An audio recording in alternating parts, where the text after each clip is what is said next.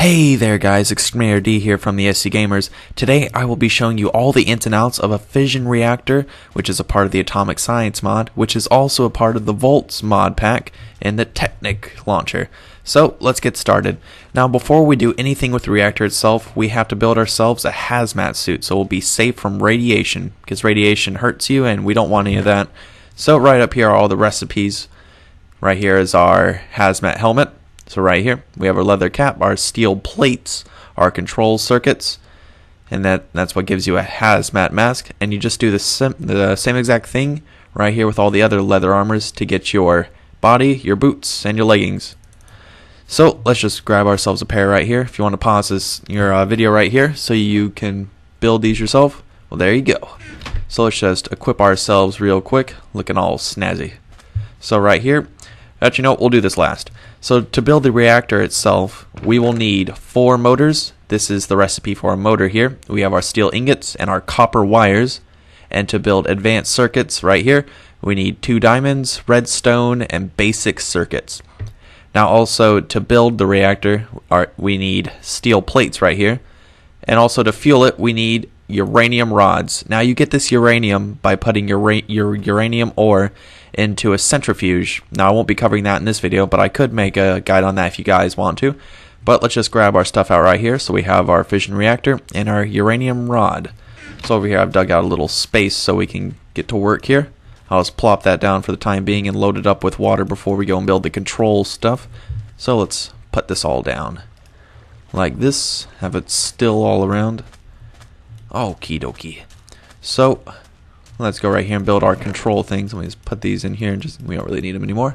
So right here, this is how you build the explosive cart, which is also part of the thermometer, which helps keep your reactor safe, which is what we want in all. Because you know what? Nuclear reactors, when they blow up, things aren't great. So right here we have our thermometer. And then to build a control rod, which tells the nuclear reactor to slow down, hold your horses, no more processing right now. Okay, not exactly sure what just happened there. It kind of scared me. Got that jump scare. So right here we have our thermometer and our control rod. Now let's start building up around the reactor itself. I'll switch to creative mode right here so we don't have to worry about any of this senseless shizzle whizzle. So let me just expand this a bit so I can build a nice little stone wall. So just put our stone right around here. This can be any material you'd like. You can use some blast proof walling if you feel that insecure about your fission reactor going off. So that's the thing if you'd like to do that.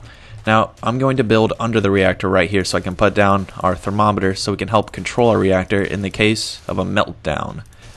Now with this, when we put up our thermometer, a meltdown should not happen, but just in case it does, well, we're prepared. Now I forgot right here, I'm going to need a sticky piston, so you're going to want to have those slimes nearby. Gotta grab 1 piece of redstone as well, and if you want to have a manual shut off, a lever too. So we're going to put thermometer right under here. It'll tell you right here the Celsius, the degree which the water is right then, and it'll warn you right here. Now 2000 is actually when the reactor itself explodes. I'm just going to give myself a wrench right here. Now I'm pretty sure if you shift click right here, it will lower. Oh my, never mind. Whoopsie daisy. We'll just leave that right there for the way it is. So let's put down our sticky piston. I had a feeling it would do something like that. Yeah. My goodness. I don't want to have to go through this.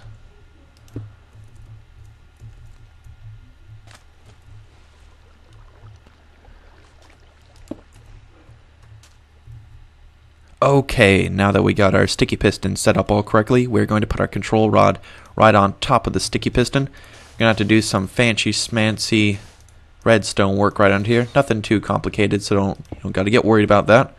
So let's just, probably not a great idea to build your nuclear reactor right out in the desert, with all that gravity obeying sand. But we just have to put 1 piece of redstone right under here, because the thermometer, when it reaches its Celsius mark, which is 2000 in this case, it will emit a redstone signal, which in turn will power this piston right here, which will push up the control rod right next to the nuclear reactor, and it will shut off, it'll cool down, and you'll be good to go. So let's put our rod in right now. Oh, whoopsie daisy.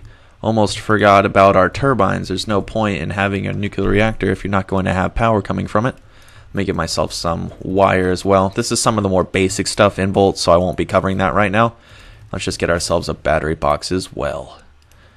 Where's the power gonna go? To the battery box, of course. So let's just put that right here. Just make it convenient for ourselves. Put the black end right there. That's where the power has to go in. Piece of stone right here so I can put around the reactor turbines. I'm going to show you a little trick with the reactor turbines, which will make them a super turbine. You just have to have a wrench and you have to right click right in the middle. It makes a super turbine. Check it out.